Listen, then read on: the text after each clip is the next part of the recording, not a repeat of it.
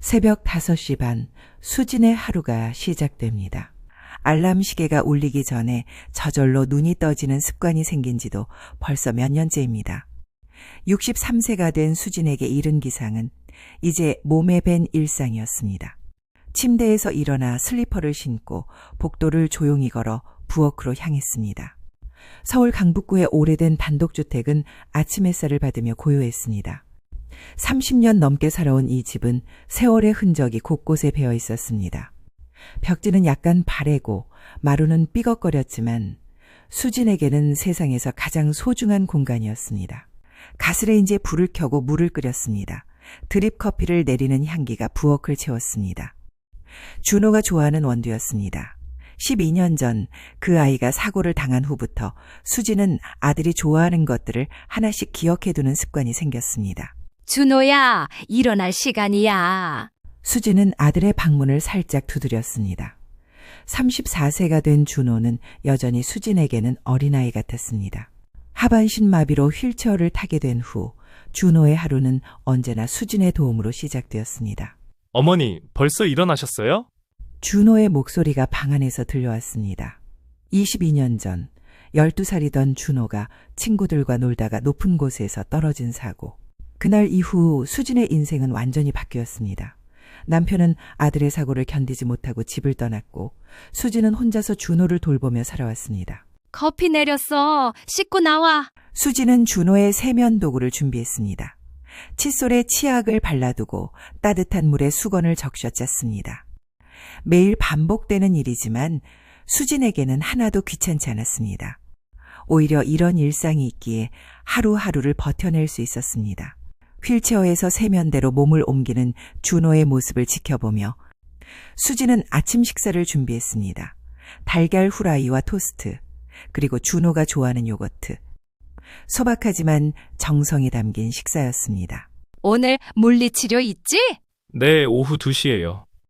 준호는 수진이 차려준 아침을 먹으며 대답했습니다. 일주일에 3번 집으로 찾아오는 물리치료사와 재활 운동을 하는 것이 준호의 유일한 외부 활동이었습니다. 식탁에 앉아 함께 아침을 먹는 시간이 수진에게는 하루 중 가장 평온한 순간이었습니다. TV에서는 아침 드라마가 흘러나왔습니다. 준호는 가끔 드라마 내용에 대해 의견을 말했고 수진은 그런 아들의 모습이 좋았습니다. 저 여자 주인공, 너무 답답해요. 왜 진실을 말하지 않는 걸까요? 그러게 말이야. 말만 하면 될 일을. 이런 소소한 대화들이 수진과 준호를 이어주는 끈이었습니다. 크지 않은 집안에서 두 모자는 서로에게 의지하며 살아가고 있었습니다. 아침 식사를 마친 후 수진은 설거지를 하고 준호는 방에서 책을 읽었습니다. 매일 반복되는 평범한 일상이었습니다. 하지만 최근 들어 수진은 뭔가 미묘한 변화를 감지하고 있었습니다. 며칠 전부터 준호의 표정에서 평소와 다른 무언가를 느꼈습니다. 더 깊이 생각에 잠기는 모습, 가끔씩 보이는 미묘한 미소. 그리고 무엇보다 준호의 발가락이 담요 아래에서 살짝 움직이는 것을 본 것 같았습니다. 착각이겠지. 수지는 스스로를 달랬습니다. 22년 동안 아무런 변화가 없었는데 지금 와서 기적 같은 일이 일어날 리 없었습니다. 하지만 마음 한편에서는 작은 희망이 싹트고 있었습니다. 오전이 깊어갈수록 수진의 마음속에는 복잡한 감정들이 교차했습니다. 아들에 대한 사랑, 22년간 쌓인 피로, 그리고 설명할 수 없는 불안감. 평범해 보이는 이 아침이 앞으로 일어날 변화의 시작점이 될지 수진은 아직 알지 못했습니다. 창밖으로 보이는 가을 하늘은 맑고 높았습니다. 평범한 일상 속에서 무언가 새로운 것이 시작되려는 기운이 공기 중에 떠돌고 있었습니다. 며칠 후 수진은 평소와 다른 모습의 준호를 발견했습니다. 저녁 식사를 마치고 거실에서 TV를 보던 중이었습니다. 준호는 소파에 누워 담요를 덮고 있었고 수진은 설거지를 하러 부엌으로 갔습니다. 그런데 부엌에서 거실을 흘끗 바라본 순간 수진의 눈이 멈췄습니다. 담요 아래 준호의 발이 미세하게 움직이고 있었습니다. 수진은 설거지하던 손을 멈췄습니다. 다시 자세히 보려 했지만 이미 준호의 발은 움직임을 멈춘 상태였습니다. 수진은 고개를 갸우뚱했습니다. 착각이겠지. 22년 동안 하반신 마비였던 준호의 발이 움직일 리 없었습니다. 수지는 스스로를 달래며 설거지를 마저 했습니다. 하지만 마음속 한편에서는 방금 본 것이 착각이 아니었다는 확신이 자라고 있었습니다. 다음 날 아침, 수지는 일부러 일찍 일어났습니다. 평소보다 30분 빨리 눈을 뜨고 조용히 준호의 방 앞을 지나갔습니다. 문틈으로 살짝 들여다보았습니다. 침대에 누워있던 준호가 발목을 천천히 돌리고 있었습니다. 수진의 심장이 쿵 내려앉았습니다. 꿈이 아니었습니다. 착각도 아니었습니다. 분명히 준호의 발이 움직이고 있었습니다. 이게 무슨 일이야? 수지는 급히 부엌으로 향했습니다. 손이 떨려서 컵을 제대로 잡을 수도 없었습니다. 22년 동안 전혀 움직이지 않던 아들의 다리가 움직인다는 것. 의료진들은 회복 가능성이 거의 없다고 했는데 어머니, 벌써 일어나셨어요? 준호의 목소리가 들렸습니다. 수지는 놀라서 뒤를 돌아봤습니다. 언제나처럼 휠체어를 타고 나온 준호의 얼굴에는 평소와 다를 바 없는 미소가 있었습니다. 응, 일찍 잠이 깼어. 수지는 최대한 자연스럽게 대답했습니다. 하지만 목소리가 평소보다 높았습니다.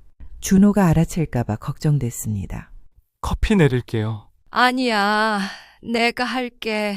넌 씻어. 수지는 준호를 자세히 관찰했습니다. 평소와 달라 보이는 점이 있는지 살펴봤습니다. 준호의 표정에서 뭔가 감추고 있는 듯한 기색을 느꼈습니다. 평소보다 말수가 적었고 자꾸 시선을 피했습니다. 준호야, 네? 요즘 몸 상태는 어때? 평소와 같아요. 왜요? 준호의 대답은 너무 빨랐습니다. 마치 미리 준비해둔 답변 같았습니다. 수진의 의심이 더욱 깊어졌습니다. 그날 오후 물리치료사 김소희가 찾아왔습니다. 20대 후반의 젊은 여성으로 3년 전부터 준호의 재활을 담당해왔습니다.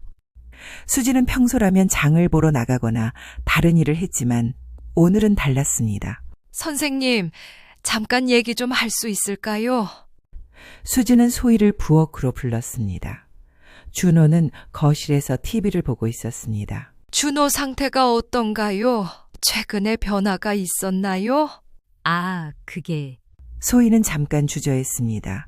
뭔가 말하고 싶어하는 표정이었지만 곧 입을 다물었습니다. 특별한 변화는 없어요. 꾸준히 재활 운동을 하고 있고요. 정말요? 네, 정말이에요. 하지만 소희의 표정에서 수지는 뭔가 숨기고 있다는 확신을 얻었습니다. 소희도 준호도 뭔가를 감추고 있었습니다. 그날 밤 수지는 잠들지 못했습니다.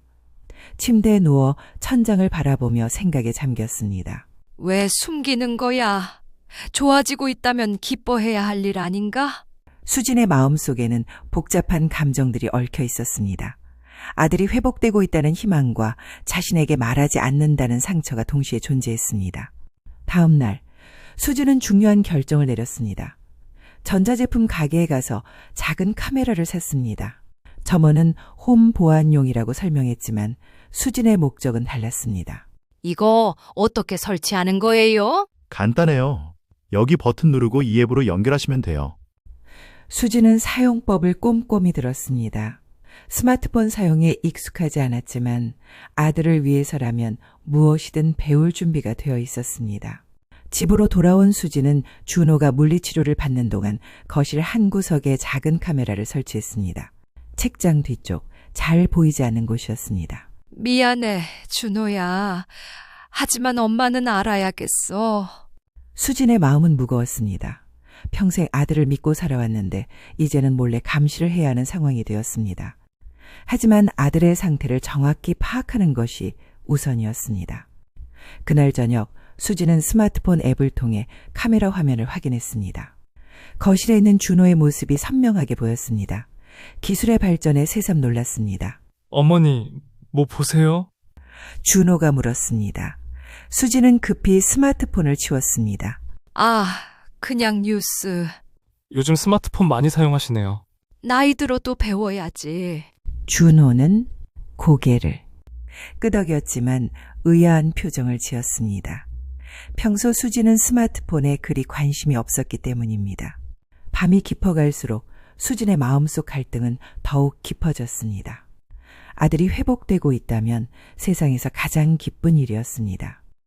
하지만 왜 자신에게는 말하지 않는지 이해할 수 없었습니다. 내가 뭘 잘못했나? 22년 동안 헌신적으로 돌봐왔습니다. 아들을 위해 자신의 인생을 포기했습니다. 그런데 정작 아들은 가장 중요한 순간에 자신을 제외시키고 있었습니다. 수지는 베개에 얼굴을 묻고 조용히 울었습니다. 기쁨과 서러움이 뒤섞인 복잡한 감정이었습니다. 내일부터 제대로 확인해보자. 수지는 결심했습니다. 아들이 숨기고 있는 진실을 반드시 알아내겠다고. 그것이 아들을 진정으로 도울 수 있는 길이라고 믿었습니다. 창밖으로 보이는 달은 구름에 가려져 희미했습니다. 평범했던 일상에 균열이 생기고 있었습니다. 수지는 아침마다 준호의 방문 앞에서 잠시 멈춘다. 문틈으로 새어나오는 작은 소리들, 누군가와 통화하는 목소리, 그리고 이상하게도 침대에서 일어나는 듯한 움직임의 기척.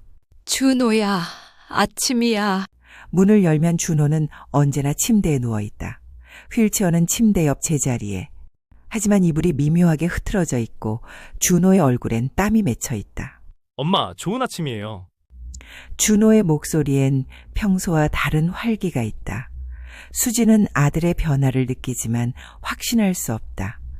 혹시 자신이 너무 간절해서 없는 것까지 보는 건 아닐까? 병원에서 돌아온 수지는 준호 방 앞을 지나다 발걸음을 멈춘다. 방 안에서 들리는 소리, 분명 누군가 움직이고 있다. 그날 밤 수지는 결심한다. 준호가 잠든 후 거실 선반에서 오래된 캠코더를 꺼낸다. 남편이 준호 어릴 때 촬영하던 그 카메라, 먼지를 털어내고 배터리를 충전한다. 새벽 수지는 조용히 준호 방 복도에 카메라를 설치한다. 문틈이 보이는 각도로 손이 떨린다. 이런 짓을 해도 되는 걸까? 하지만 이 의심스러운 상황을 그냥 넘길 수는 없다. 아들이 뭔가 숨기고 있다면 그것이 무엇인지 알아야 한다. 다음 날 오전 수지는 마트에 간다는 핑계로 집을 나선다. 하지만 30분 후 조용히 돌아와 거실에 숨는다. 카메라가 작동하는지 확인하기 위해 오후 2시 준호 방에서 휴대폰 벨소리가 울린다. 네, 소희 선생님. 지금 시작할까요? 카메라 속 준호가 휴대폰을 받는다. 그리고 놀라운 일이 일어난다. 준호가 침대에서 몸을 일으킨다. 천천히 조심스럽게. 하지만 분명히 스스로의 힘으로. 수지는 거실에서 숨을 죽인다. 심장이 터질 것 같다. 화면 속 준호는 침대 가장자리에 앉는다. 그리고 두 다리를 바닥에 내려놓는다. 발가락이 움직인다. 발목이 돌아간다. 오늘은 어떤 느낌이세요? 휴대폰 너머로 들리는 여자 목소리. 물리치료사 김소희의 목소리다. 어제보다 좋은 것 같아요. 왼쪽 다리에 감각이 더 선명해졌어요. 준호가 침대를 짚고 일어선다. 비틀거리지만 서 있다. 2년 만에 자신의 두 다리로 서 있다. 수진의 눈에서 눈물이 흐른다. 기쁨인지 충격인지 분간할 수 없다. 소희 선생님, 이 동작 맞나요? 준호가 침대를 잡고 제자리 걸음을 시도한다. 로봇처럼 어색하지만 분명한 걸음이다. 휴대폰을 침대에 세워두고 화상통화로 물리치료를 받고 있다. 좋아요, 준호 씨. 무릎을 조금 더 높이 올려보세요. 천천히요. 화면 속 소희는 20대 후반의 밝은 여성이다. 준호를 보는 그녀의 눈빛엔 단순한 치료사 이상의 감정이 담겨 있다. 힘들면 언제든 앉아도 돼요. 무리하지 마세요. 괜찮아요. 좀 더 해볼게요. 준호의 목소리에 의욕이 넘친다. 수진이 본 적 없는 아들의 모습이다. 포기하지 않은 희망을 품은 모습. 30분간 이어진 화상 재활 후 준호는 다시 침대에 눕는다. 땀에 젖은 얼굴엔 만족스러운 미소가 있다. 수진은 거실 소파에 주저앉는다. 머리가 복잡하다. 아들이 걸을 수 있다. 회복되고 있다. 이것은 기적 같은 일이다. 하지만 왜 숨겼을까? 왜 자신에게는 말하지 않았을까? 내가 뭘 잘못했을까? 수지는 지난 2년을 되돌아본다. 아들을 위해 최선을 다했다고 생각했는데 혹시 너무 과보했나? 아들이 부담스러워했나? 휴대폰을 들어 준호 주치의에게 전화를 걸려다 멈춘다. 이것을 의사에게 말해야 할까? 아니면 먼저 준호와 이야기해야 할까? 저녁 준비를 하면서도 수진의 마음은 어수선하다. 평소처럼 준호에게 식사를 가져다 주지만 아들을 보는 시선이 달라졌다. 준호야, 오늘 컨디션은 어때? 그냥 그래요, 엄마.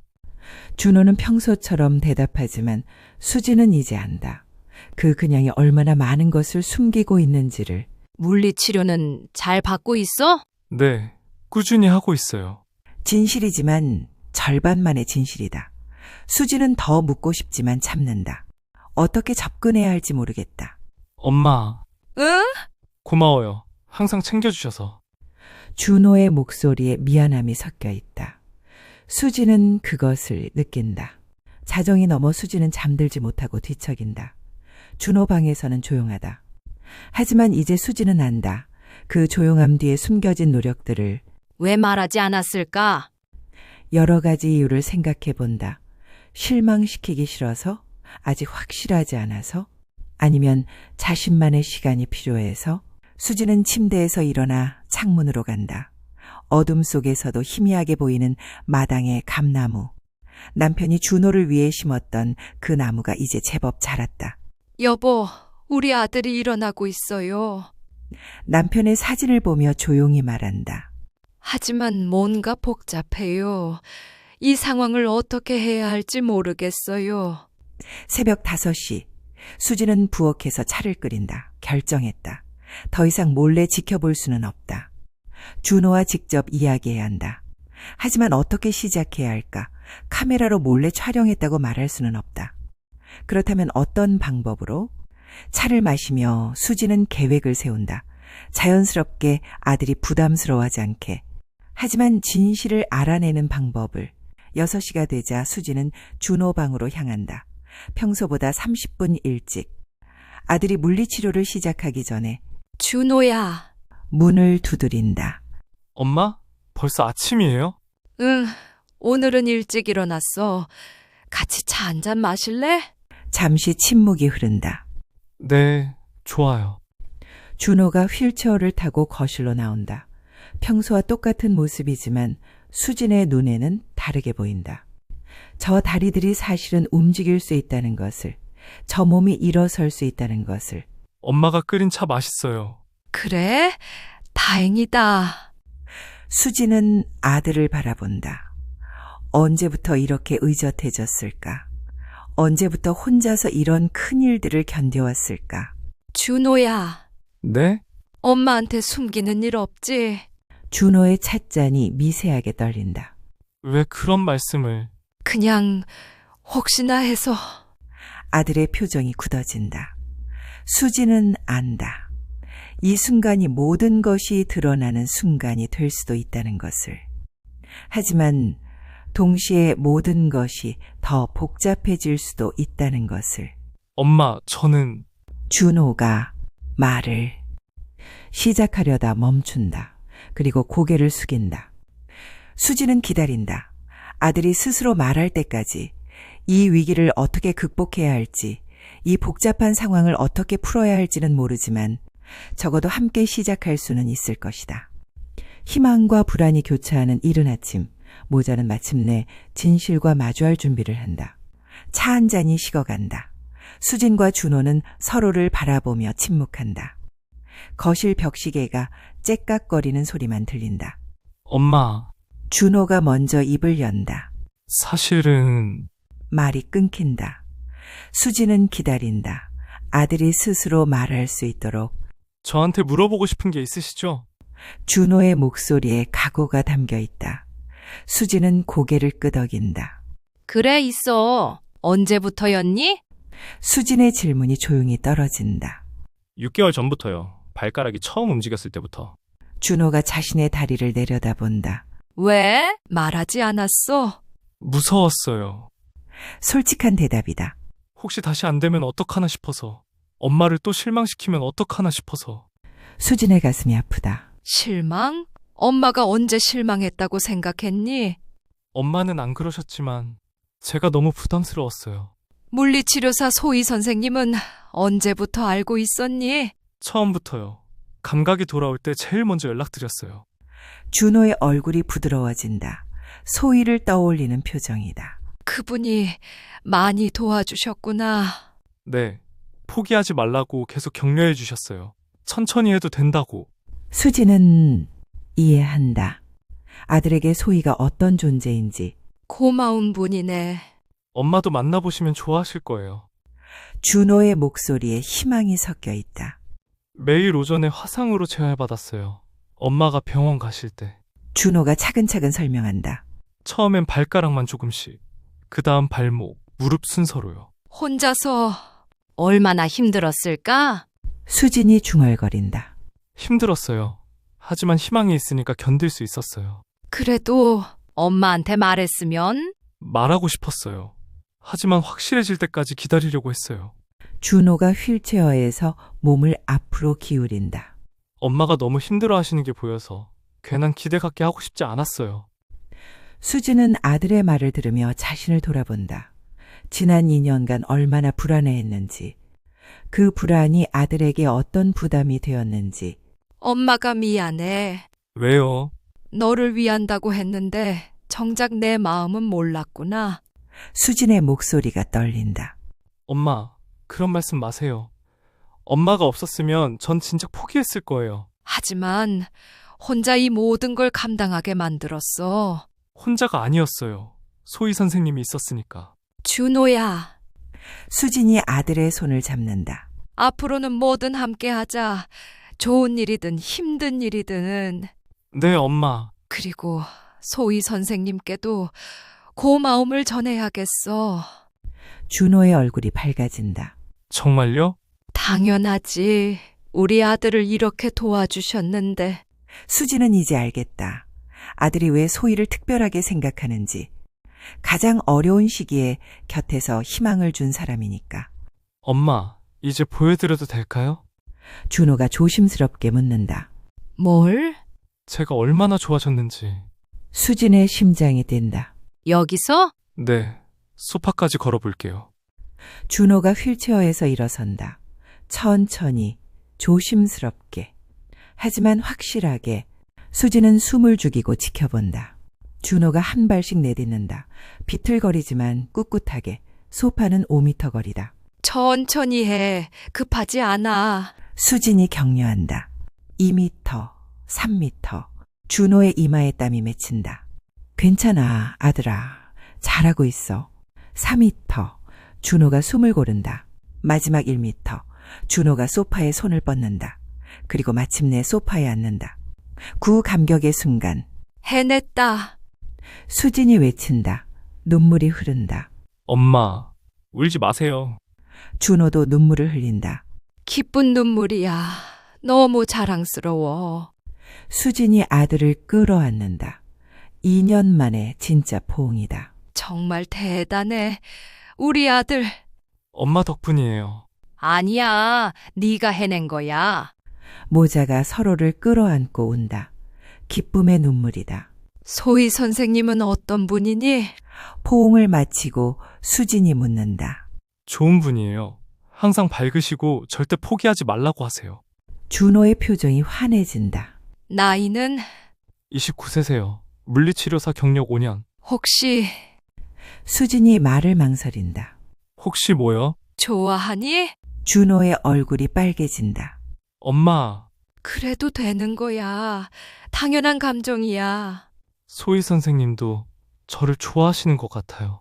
준호가 부끄럽게 고백한다. 그럼 좋은 일이네. 수진이 미소 짓는다. 하지만 아직 확실하지 않아요. 제가 완전히 걸을 수 있게 되면 그때. 지금도 충분해. 내가 얼마나 노력하는지, 얼마나 의지가 강한지 보여줬잖아. 수진의 말에 준호가 고개를 끄덕인다. 천천히 가자. 서두르지 말고 앞으로는 함께 해보자. 수진이 제안한다. 재활도 소희 선생님과의 일도 엄마가 도울 수 있는 건 뭐든지. 정말요? 당연하지. 이제 숨길 것도 없으니까. 준호가 환하게 웃는다. 오랜만에 보는 아들의 진짜 웃음이다. 그런데 엄마, 응? 어떻게 알았어요? 제가 재활하는 걸. 수진이 당황한다. 카메라 이야기는 할 수 없다. 엄마 직감이야. 뭔가 달라 보이더라. 앞으로 목표가 뭐니? 수진이 묻는다. 혼자 걸어서 소희 선생님을 만나러 가는 거예요. 준호의 답이 확실하다. 좋은 목표네. 언제쯤 가능할까? 6개월 정도면, 아니, 3개월이면 될 것 같아요. 의욕이 넘친다. 서두르지 마. 안전하게. 네, 엄마. 수진은 아들의 변화를 느낀다. 희망을 품은 사람의 눈빛이다. 엄마, 응? 그동안 고생 많으셨어요. 무슨 소리야. 당연한 거지.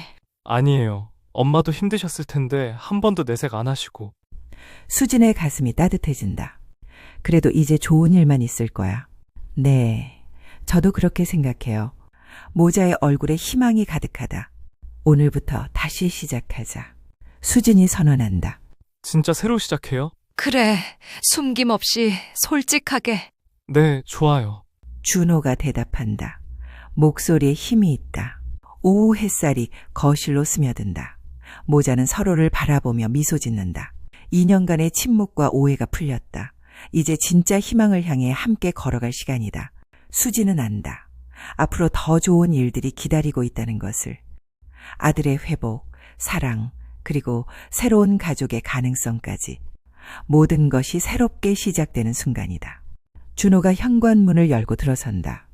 두 다리로 걸어서 손에는 소희가 좋아하는 카네이션 한 다발을 들고 다녀왔습니다.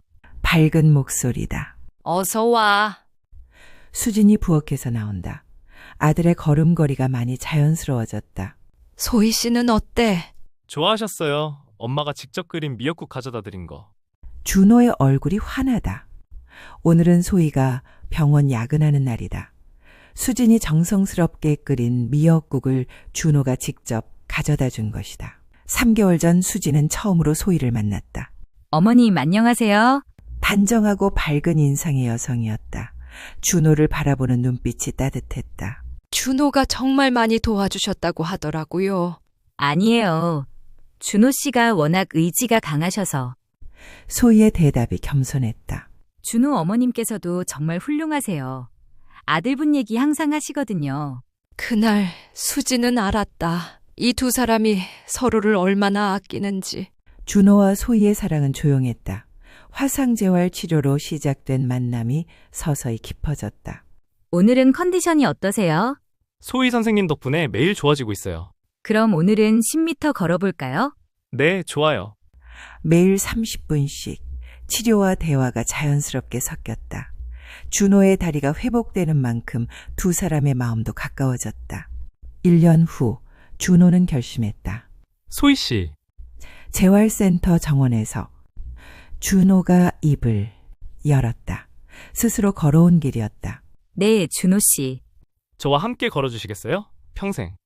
소박한 프로포즈였다. 하지만 진심이 담겨 있었다. 소희가 눈물을 글썽였다. 네, 좋아요. 두 사람이 포옹했다. 준호가 자신의 두 다리로 선 채로 이제 정말 며느리가 생기는구나. 수진이 혼잣말한다. 소희의 부모님과 처음 만난 날이 떠오른다. 걱정 많은 표정이었지만 따뜻한 사람들이었다. 걱정 마세요. 준호는 정말 좋은 아이예요. 수진이 소희 어머니에게 말했다. 저희도 소희가 행복해하는 모습을 보니 안심이 됩니다. 소희 아버지의 대답이었다. 결혼식은 소박했다. 가족과 가까운 지인들만 모인 작은 식당에서 준호가 소희의 손을 잡고 걸어 들어올 때 하객들이 박수를 쳤다. 그 박수에는 축하뿐만 아니라 감동도 섞여 있었다. 오늘 이 자리에 설 수 있어서 감사합니다.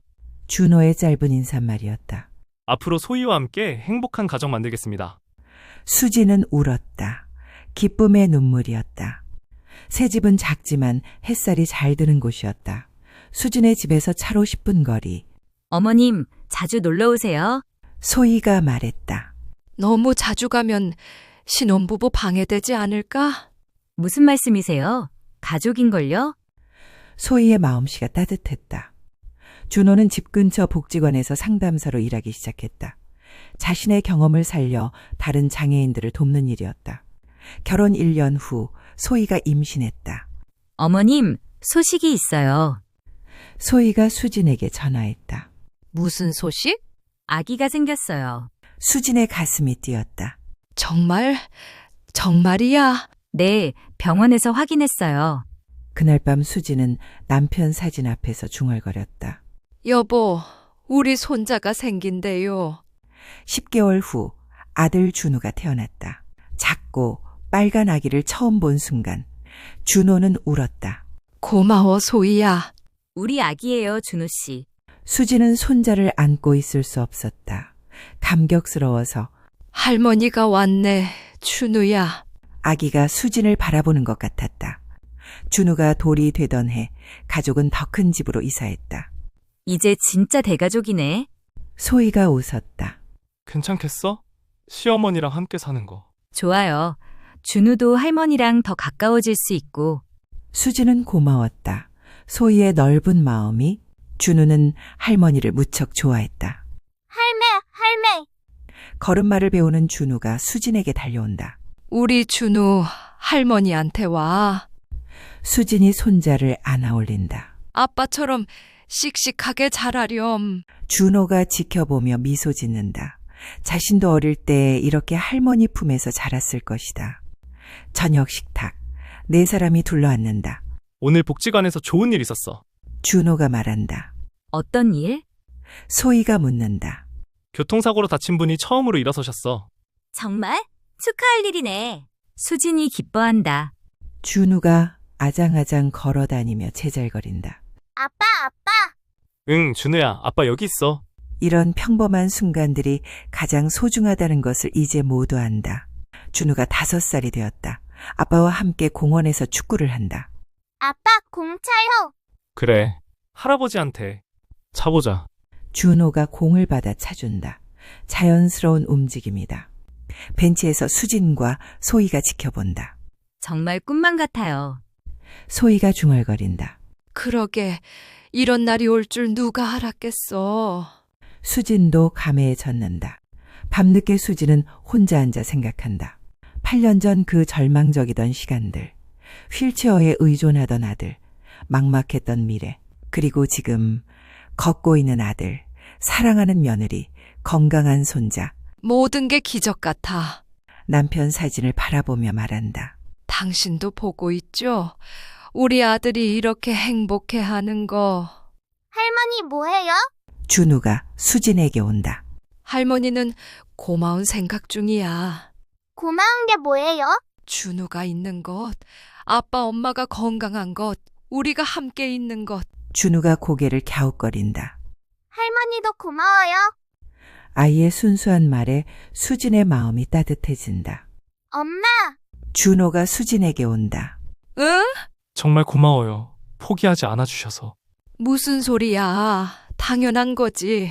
아니에요, 엄마가. 없었으면 지금의 전 없었을 거예요. 수진이 아들의 손을 잡는다. 우리 모두가 함께 해낸 거야. 앞으로도 계속 함께해요. 당연하지. 우리는 가족이니까. 해질녘 온 가족이 마당에 나와 있다. 준우가 아빠와 공놀이를 하고 소희는 빨래를 갠다. 수지는 그 모습을 지켜본다. 8년 전엔 상상도 할 수 없던 풍경이다.